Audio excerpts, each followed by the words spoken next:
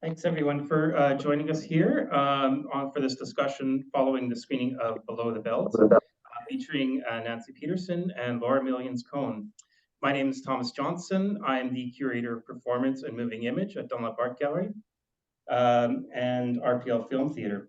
As we gather here today, I wish to acknowledge that this land on which we gather as Treaty 4 territory, the traditional lands of the Cree, Dakota, Nakota, Lakota, Saulteaux, and the homeland of the Métis. Regina Public Library and RPL Film Theatre are committed to working together with Indigenous peoples as we take important steps forward on the pathway to collaboration, reconciliation, and change. Before we get started, for the online group, sorry. Yeah, you hold it down first. Thank you. For those joining us online, we please ask that you mute your audio when not speaking, and so the microphone doesn't pick up any background noise. And we will take questions in person and online after the talk. I'll be monitoring the chat box along with the slide, and we also have audience here in the theater. And if you have any questions and concerns, just let me know and we'll bring those up. Now it's my pleasure to introduce our speakers. Laura, she, her, appears in Below the Belt as a patient and has spent the last 10 years fully immersed in the endometriosis and chronic pain world. Before full-time disability, she thrived as an entrepreneur and working with children with special needs, specializing in child development and infant and pediatric massage. She is currently helping to work and bring more awareness by enacting change in the local government, intending to pave the way for the Endo Act Canada in Saskatchewan. And endometriosis patient advocate and educator, Nancy Petersen, is a retired RN who developed with David Redwine, MD, the first endometriosis excision treatment program in the United States.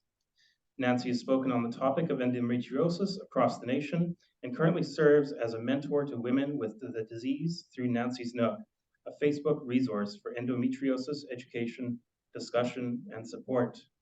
And I'd like to invite you now to give a brief overview of your respective practices, and then we'll open it up to questions.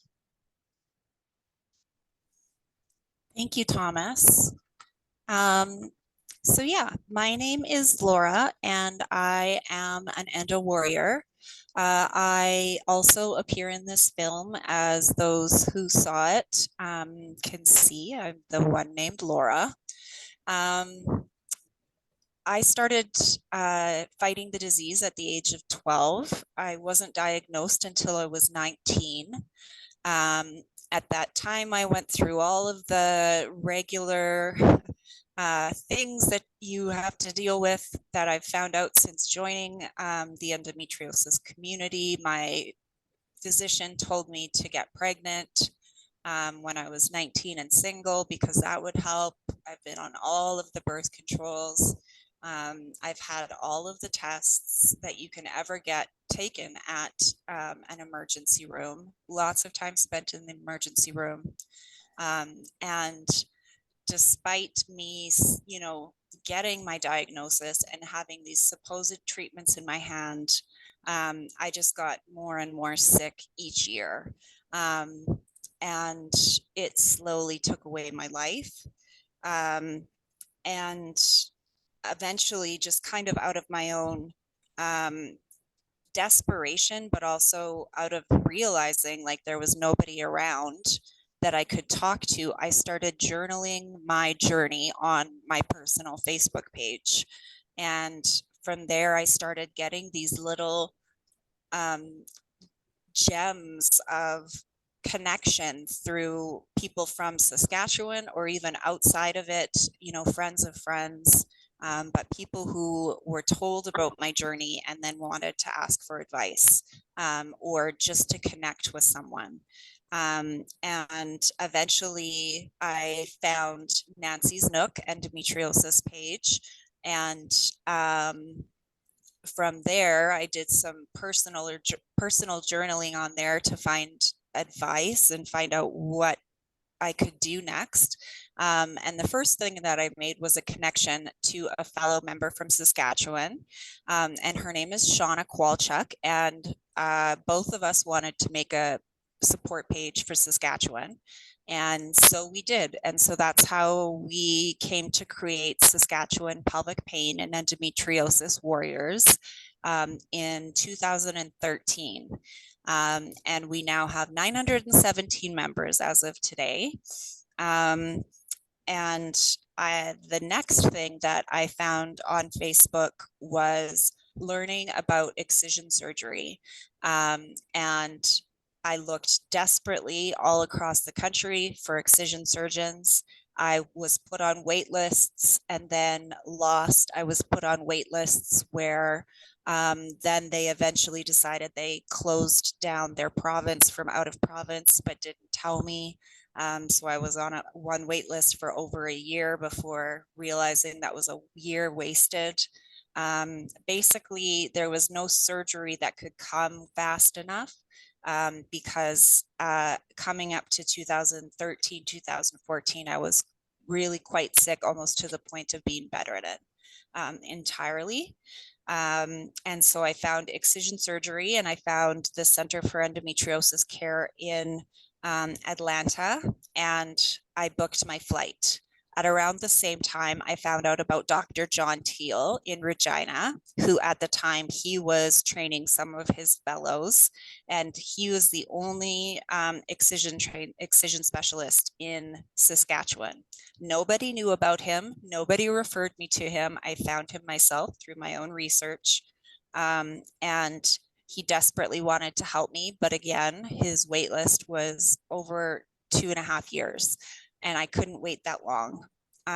So I went down south, as you can see in the movie, for my surgery, because I was able to have my dad who could financially support us. And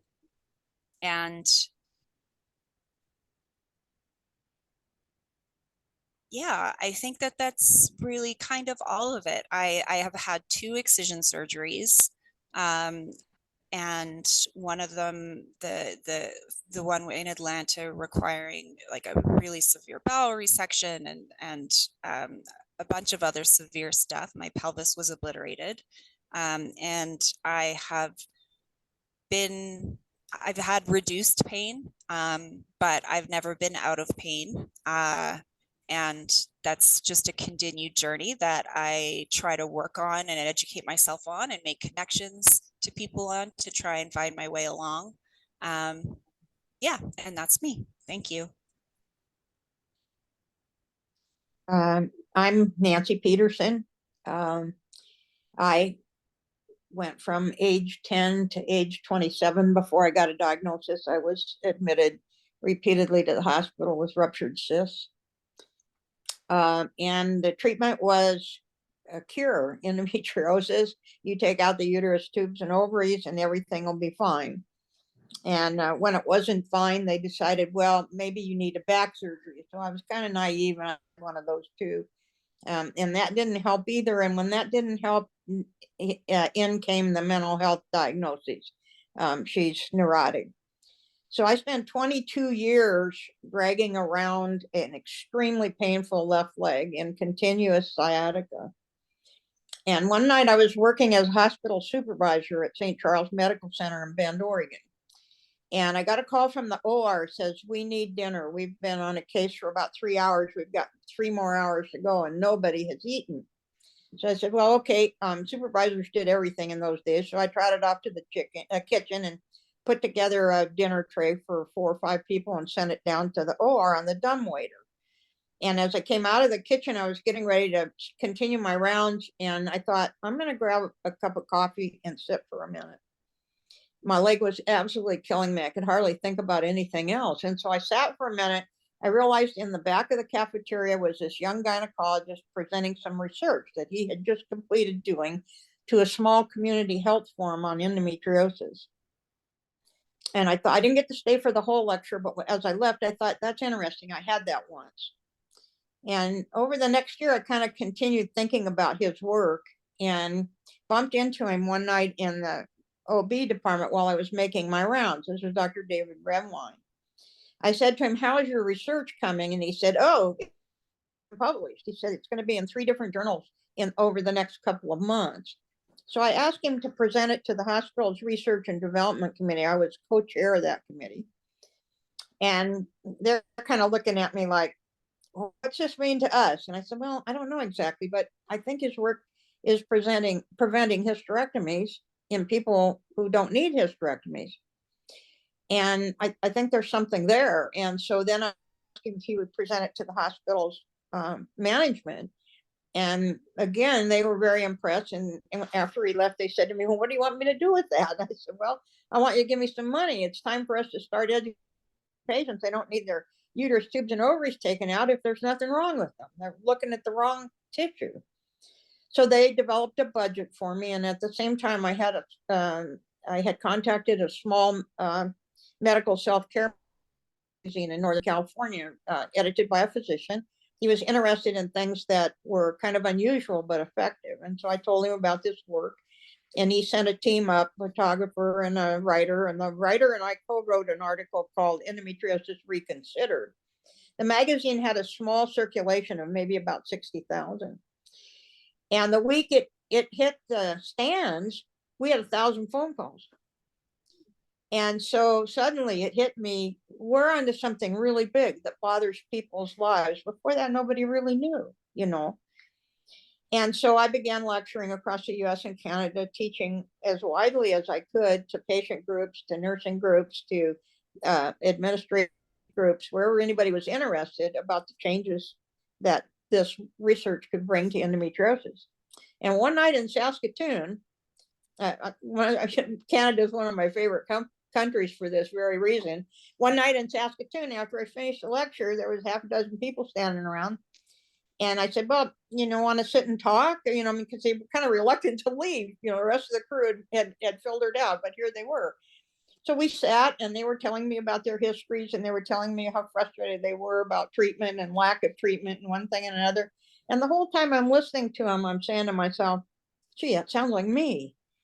So I get back to Bend and I say to Dr. Redwine, I'm having my gallbladder out next week. Would you mind stopping by the OR and see what you can find? He said, did you have endometriosis? I said, yeah, I did. I guess I forgot to tell you that. And the upshot was it took him 3 hours to take out the rest of the endometriosis. Now, I had been living with this leg for a total of 26 years, but 22 after my complete curative hysterectomy. It took him 3 hours to remove the rest of the endometriosis. And my leg had gotten to the point where it was smaller than the other leg, painful 24/7. I slept 2 hours a night in just 20-minute parcels. I woke up in a recovery room pain-free. And now I'm still coming out from under anesthesia, and he's across the room from me sitting at a table, apparently doing his charting. I yelled at him. I said, what did you do? And he said, what do you mean? I said, my leg does not hurt. My foot is not on fire. I'm pretty sure you did not operate on my back. What happened here? And I had extensive endometriosis left on the uterosacral ligaments at the time of the hysterectomy, found on the pelvic sidewalls and the pelvic floor. I also had acute bladder and bowel pain, but no bladder or bowel involvement. And the nerves were not directly involved, but obviously very irritated by the presence of endometriosis. Endometriosis makes its own estrogen, so it can continue on regardless of your not taking estrogen, regardless of having your ovaries out or whatever. So that's kind of my story. I began almost 35 years ago now educating patients. And about 12 years ago, the Endometriosis Treatment Center asked if I would monitor a discussion on their Facebook, not on their Facebook, on their webpage. But it got kind of unwieldy to manage. So they asked me to open a Facebook discussion board. And they wanted to call it Nancy's Nook, I guess, because of my work with endometriosis. So we started that with about 200 patients 12 years ago. And last week we rolled over 175,000 international patients.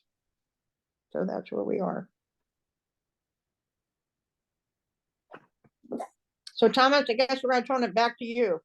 Sure, thanks so much. And I'm going to now turn it to the audience here. If anyone has any questions. Great. I'm just going to run the mic. And also encourage anyone online to add your questions to the chat. And if you want to present it online, just let me know and I'll unmute you.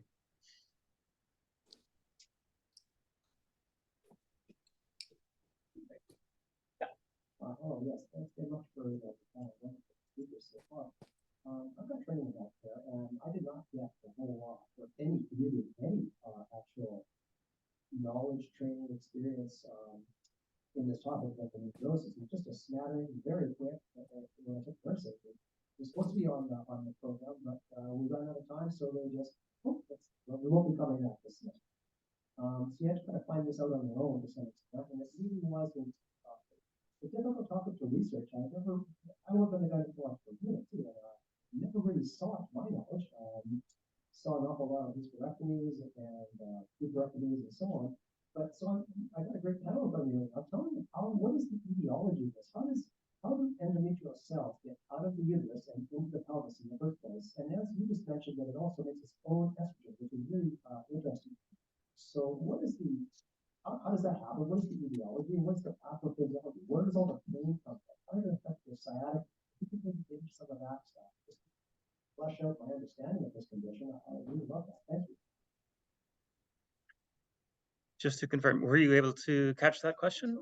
I could not get any of it. I don't understand what's being said. So, if we could just summarize it to the question, I'll try.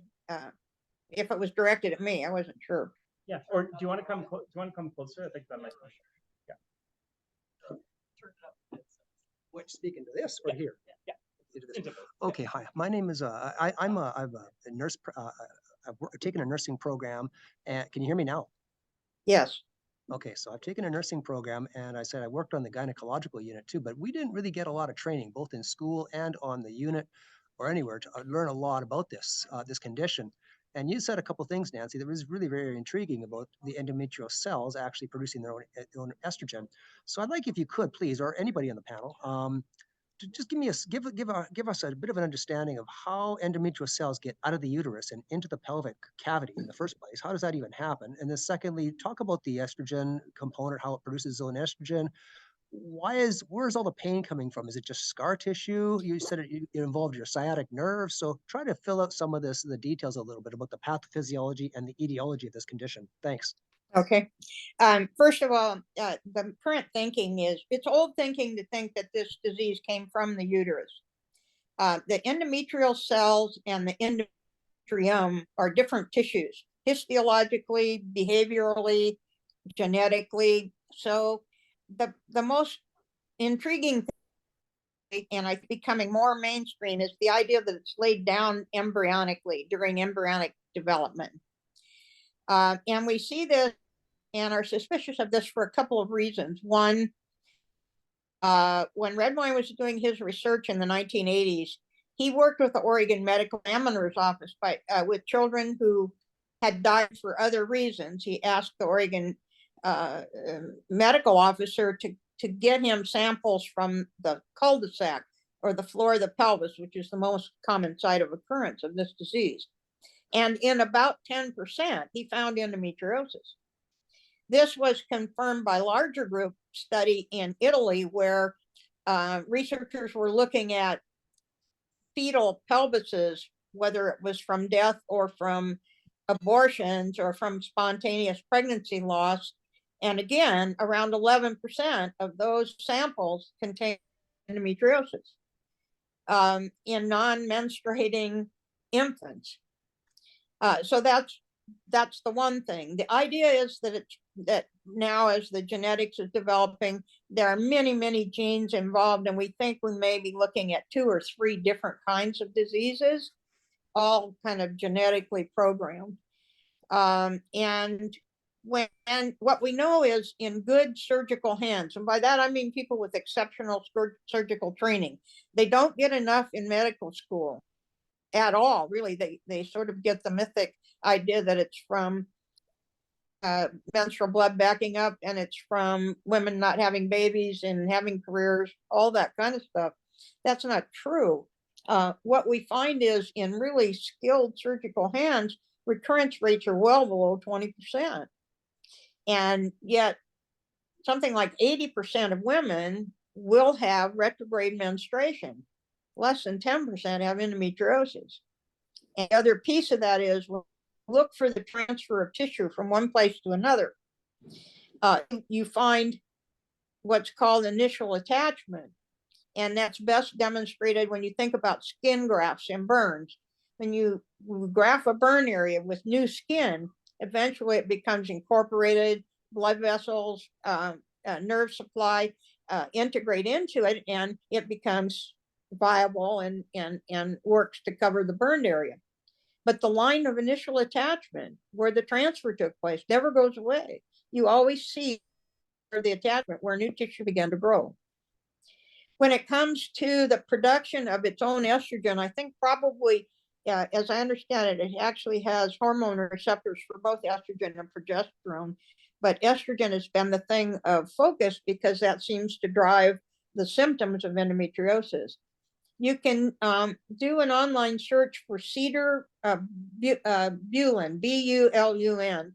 He is a researcher in the Chicago area who probably 15 years ago or so established in everyone's mind that endometriosis made its own estrogen. Prior to that, and even still today, most patients who've had a hysterectomy, most doctors don't believe they can have endometriosis. Our oldest patient was 74 years old. She had lived in a celibate marriage for 50 years. I sat with her husband while she was in surgery, and he was in tears, weeping at what he had watched her go through for 50 years. She had a lesion on her rectal sigmoid colon the size of a fat, stubby cigar, and her bowel was nearly compressed closed, and yet she had seen one gynecologist after another. The thing had been there forever, and it dramatically, taking it out, dramatically relieved her symptoms. She was near fainting with each evacuation of her bowel because it was so exquisitely painful. So we have this belief system that, and she'd had a hysterectomy years before to treat this endometriosis. So we have these old belief systems that have become fact. I say that with quotation marks. And that's been what's been taught until recently in medical schools even. So right now, a gynecologist coming into the field from medical school has had almost no education in endometriosis. They've been taught about surgery, but they haven't been taught what does it look like? What's the true symptom profile? How does the appearance change over time? Where is it found? And what do we need to get it all out of there? Those are the key factors in success of any program. Laura, you might have some other comments there with that. No, this one is definitely your reign, my dear. Thank you. So hi everyone, and thanks for coming both in person and online. I'm Vicky Mowat. I'm the MLA for Saskatoon Fairview. It's good to see you, Laura. I've been involved in trying to help out with some advocacy with folks over the years. But I'm wondering, specifically from a Saskatchewan perspective, what we can do to help make the system better so that there's access to treatment and diagnosis.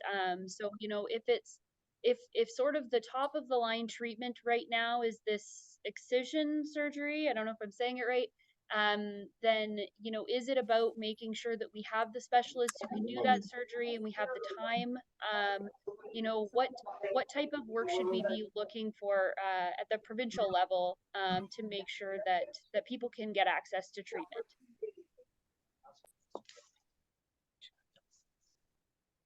Laura, that one's yours. Yeah, I was just thinking. Oh, okay, honey, I'm sorry.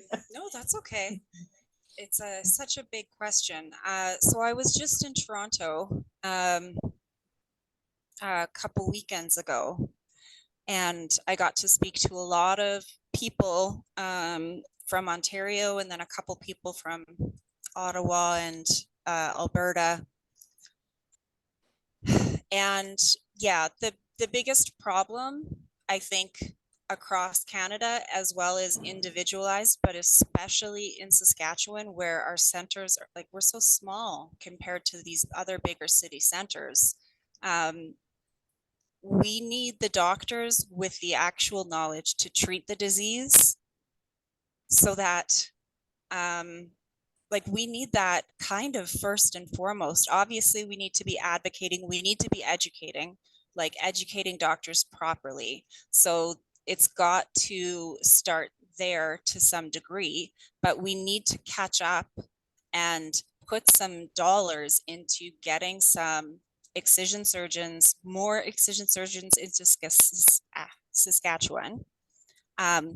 And slash, or I'm going to say, we need, like at the same time, we need to be giving our doctors here the ability to do their best work on their patients. So we need our excision doctors to be doing excision. We need them not to be delivering babies because that's more financially viable for them. We need excision surgery to be just as financially viable for them to do as it is for them to deliver babies. And at this point, it's not there. So we need the education and we need the government dollars putting money in. So we have incentive for doctors to come here and for doctors to do their best work.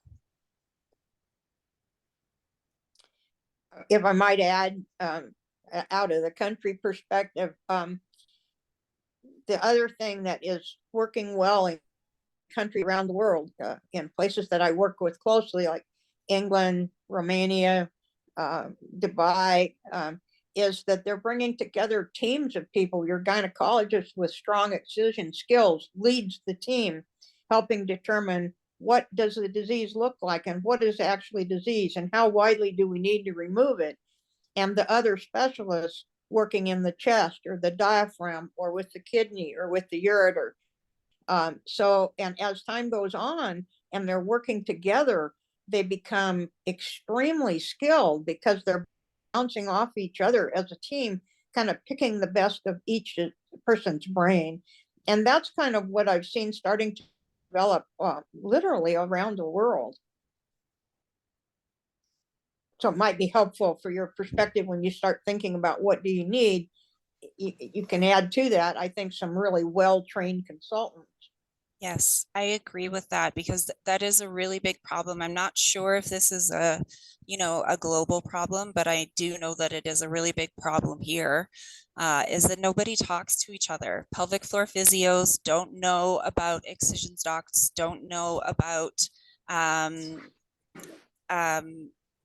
visceral docs, don't know about mental health professionals who are trained in working with people with pain. There are no connections in this province, and that's also such a detriment for the patients because they have to figure out every little thing for themselves. Thanks so much. And we have one more question here, and I'll just also invite anyone that's online. If you do want to ask a question, you can do so through the chat. But Tina, if you want to. Hi, Nancy. This is Tina Dolcetti, but I'm a community librarian here, but I'm also an endometriosis advocate in my spare time. But I'm also wondering, like, where do you see, I have a couple different questions, but like, where do you see the advantage of menstrual education for teens being, and who's doing it really well and effectively? Also, do you see any advantages to advanced ultrasound imaging? Because we have one doctor who is a specialist in that in Ontario. Okay, a couple of things that I'll give my perspective. Laura may have some more to add to that. First of all, the ultrasound issues are problematic in that there are new skills coming into the field and better equipment and better interpretation. And that's positive. But what happens is some disease will not show up. And unfortunately, when a patient has classic symptoms and they do an ultrasound and they don't find anything, way too often the patient gets dismissed, that you don't have anything going on. But in fact, some disease will just not be located with ultrasound. On the other hand, with the improvements in equipment, improvements in the sonographers, improvements in interpretation, it's a growing field, I think, that's going to help us a deal. But we're not there quite yet. I encourage the folks that I work with around ultrasound is remember, as you're teaching the new interpretations, remember to include in that for the physicians that if you have a patient with classic symptoms and nothing showing up on the ultrasound, don't dismiss the patient. There's an opportunity to improve this person's life by further investigation. And then I've forgotten the first part of your question. I beg your pardon. What was that? You want to repeat that for me? Oh, this is working now. Okay, so basically, because we're really trying to get a better process and a better place in place here, we've seen that there are different places that do menstrual education for teenagers. Oh, yes. And I've seen and heard about some of them. Do you think that better education upfront would be actually a cost savings? And who's doing it really well? And also, Laura, if you know, you can also answer. If you have thoughts, you can also answer. But then again, yeah. Thank you. Thank you. Thanks for your patience there with me. Endo what, which is the parent company that just produced this most recent documentary, has a program for school nurses in menstrual education and endometriosis education. There's no question that an earlier diagnosis, if that's followed by with appropriate treatment, can improve the quality of lives. If you let endometriosis, it is a progressive disease for most, and if you let it continue to progress, you're going to have gradual chronic pain phenomenon set in. You're going to have scarring develop and perhaps impact on fertility. So the earlier diagnosed, the earlier treated appropriately, the better we all are. What we find with kids is very often they get dismissed as, oh, it's just a bad period, live with it. Frank, too, who is a researcher at Northwestern University in the Chicago area, does a lot of work with menstrual pain. And I think his work kind of identified that as high as 70% of young people with pelvic pain with their periods have endometriosis, and it's not being considered until it gets later in life. And so if these kids are living their lives on the couch with a heating pad and missing school, missing their key social development, social skill development at this time in their life, they really need to be identified and treated. When they develop chronic pain, and many of you who've had any experience with endometriosis will see this, that when a patient with endometriosis gets into a chronic pain profile, nobody wants to treat them. They get turned away. They go to emergency rooms and they get told, you know, look, this is a period problem. It's not an emergency room problem. Or they get back to their gynecologist who says, I don't give out narcotics. I don't treat this. But if we aren't considering it's endometriosis and them bringing inordinate skill to their care to give them relief, we're going to have long-term problems set up. So I don't know who's doing the best menstrual education. I know that Endo what does have a program for school nurses, but you know, I kind of came into this very late, so I don't know where we are with that. Laura, you might have some ideas about that. I actually forgot about the EndoWet program. You just reminded me about it now, even though I've helped with promotion and stuff about it in the past. But the only thing that I know, Tina already knows, but I'll say it just for others, is, and one of the people that I got to speak to when I was in Toronto was the face behind the driver of the EndoAct Canada. And so she was also a part of the program. They set up a program in a school in British Columbia, educating students about endometriosis and pelvic pain. And the study went positively, with the results being, I can't remember them exactly, but basically high percentage of students left the program feeling that they knew more about endometriosis, pelvic pain, and menstruation. They felt like they would be able to share that information with others who, you know, are maybe struggling. Oh, and there's something else, and it's slipping away from my brain right now. But so even more studies like that, like if we could connect with, for example, if we could connect with the Endo Act and have a study like that happening in a school in Saskatchewan, that's only going to add to the data about the importance and advantage of education. And then we can start beginning to improve and streamline things. So that's my thoughts on that. Hey, sorry. I'm not sure if I'm going to try. Oh, I'll try mic too. So, hi Laura, hi Nancy. I'm Jessie. So I don't have endometriosis, but I have another invisible illness. I'm 1 in 20. I have premenstrual dysphoric disorder, which often goes hand in hand with endometriosis with a lot of folks in my support groups.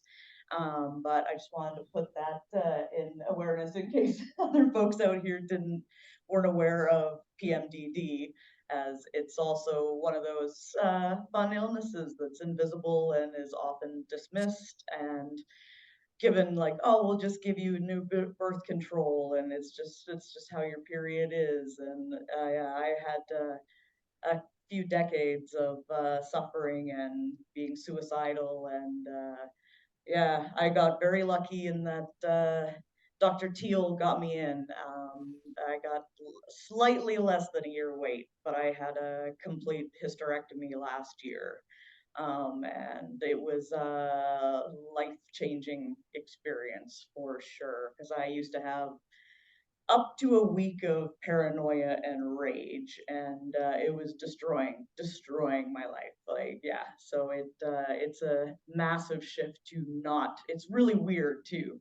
If you've, like, I'm sure you felt that if you've had pain your entire life and then the pain is suddenly stops, it's so strange, and it's hard not to grieve how much you've lost and feel so angry for all the time that's been lost to your life. So yeah, I'm so glad that you two are doing the work that you're doing, and yeah, I'm doing my part to raise awareness on premenstrual dysphoric disorder as well. So thanks. Thank you. Thank you. Yeah, you know, you touch on something important, and back to the question about premenstrual or education, earlier diagnosis. What we find is it's pretty common for patients to have undergone that kind of setting aside without trying to get to the bottom of what's going on or taking effective action. There was a researcher in England who wrote a chapter on chronic pelvic pain in a book called Endometriosis and Gynecological Problems. And what she found is that those patients with pelvic pain, chronic pelvic pain, tested abnormal in personality index studies. But nobody was looking once pelvic pain was relieved. And what happened when they began to look at that was that the mental health disorders regressed. They went away. They got substantially better. So we were seeing psychosis and neurosis and schizophrenia and bipolar, all of those things that we're testing positive for. When they rechecked them after their pelvic pain was relieved, suddenly those things were going away. This is important because the angers, the feelings that you had in terms of anger and rage and the losses that we encountered with all those years of pain can make us pretty angry. And so from that perspective, I'm very supportive of mental health issues where counseling and things along that line can kind of help out. Yeah, I found dialectic behavioral therapy very helpful. That's really good. Yeah, and that's, I was just gonna tag on to the end of what Nancy's was saying, your comment, and good for you for bringing awareness, by the way, like that's so wonderful. It's not an easy thing to put yourself out there and do, especially when it's something so little known. So good for you. I really see your courage.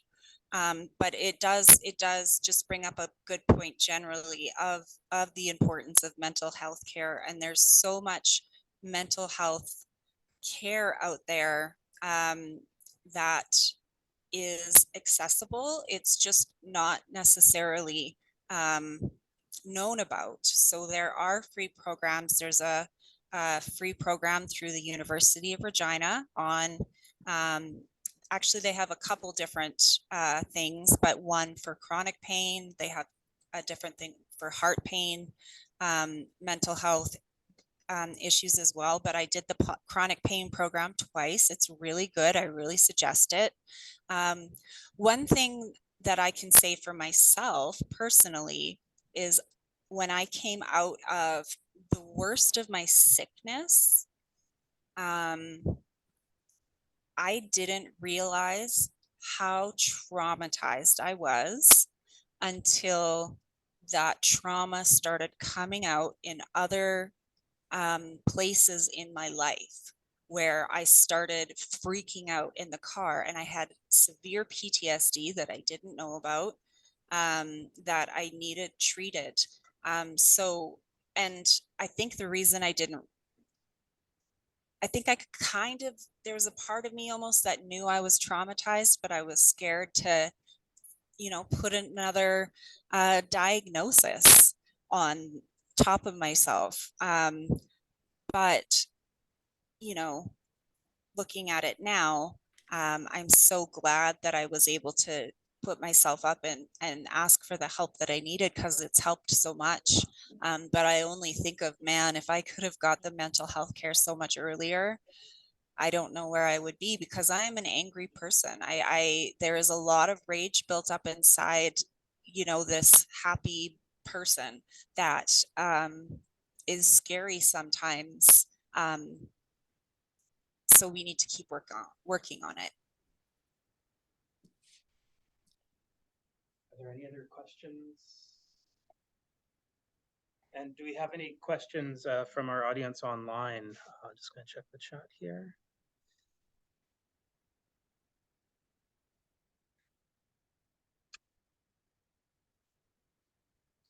Sorry? Oh, okay, we have one more. Oh, no, I was just saying if there's a question in the chat, it'll help. Right. Well, I think we can close today's discussion, but thank you so much, both Nancy, Laura, and everyone that's joined us today, and for all your insight, and everyone who contributed. Thomas, Oh, yes. I'm sorry. Could I just follow up with one quick thing? Oh, of course, of course. Yeah. I'm really sorry. I just wanted to say, first, thank you so much, Tina, for setting this up. She set up all of this, and obviously Thomas has done an amazing job. So thank you, Tina, for getting this started. Thank you, Thomas, for helping and with moderating. This has been really brilliant. I know if you guys look around you in the room, you might think like, oh, there's only a few of us, where is everybody? We know that there's at least 1 in 9 women, and even more people trans or non-binary, but this is how it starts. And so taking the information that you learned today through the meeting or through our questions and taking that out into the wide world and talking about it with your friends, discussing it on a forum, whichever. And it is that kind of, what is it? I can't remember what it is. If you're like 7 degrees away from everybody around you. Okay, never mind, just get rid of that. But basically, this is where it starts. And also, as far as Saskatchewan specific right now, again, Tina is doing amazing work with her political advocacy. She is behind the petition for proclaiming March as Saskatchewan Endometriosis Awareness Month. She is behind the letters that we need to send to our MPs and our MLAs in order to get them talking with us and understanding our community and their part in taking care of us. And there are going to be more things that we're going to keep posting. And I'm just really, really proud to be working underneath Tina in all of this. So if you see her posting stuff, or if you see me posting stuff, definitely keep an eye on it so you can see where we can maybe get some help. And that's all that I have to say today. Also, thank you, Nancy. Like I said the other day, you're my hero. Thank you. Well, thank you very much for your kind comments. And I would just tag on to what you said about it starting somewhere. 35 years ago, there was one surgeon doing endometriosis excision in the country, and I happened to stumble onto him. And we put together, a joint venture of educating patients and doing better surgery. And now literally anybody around the world who is doing intensive, excellent excision got those techniques from David Redwine, traveling all around the world. The only place he didn't teach endometriosis was in Antarctica. He said there wasn't much of it down there. But that it did start with one, a country gynecologist whose wife had endometriosis and whose life was miserable. And it has continued to build and is now really taking on big steps. And so anywhere any can do one or two little things to raise awareness, it adds to the bulk of the shift. And the paradigm has to shift. Women's lives and transgender folks' lives are on hold. They're losing ground. They're losing the quality. They're not able to finish their education. They can't stay in relationships. It's a horrible burden to carry.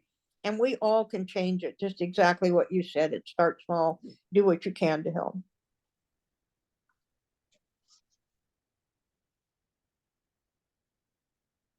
Thanks so much, Nancy and Laura. And I'll just echo that with a few other events that we have happening.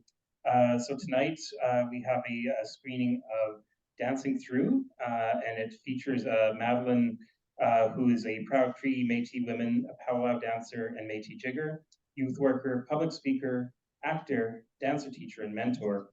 And in the film, we join Madeline as she battles cancer, utilizing dance as medicine to heal her body, alongside community support, a traditional medicine healer, ceremony, and Western medicine and technology. Dancing Through is an emotional and empowering journey, and we welcome you to join. This event is proudly sponsored by the Saskatchewan Cancer Agency, so that's going to be in the theater tonight. And additionally, online on March 21st, RPL is offering presentations in partnership with the Period Purse, charity based in Toronto that strives to achieve menstrual equity by providing marginalized menstruators with access to free menstrual products and by ending the stigma associated with periods through education and advocacy.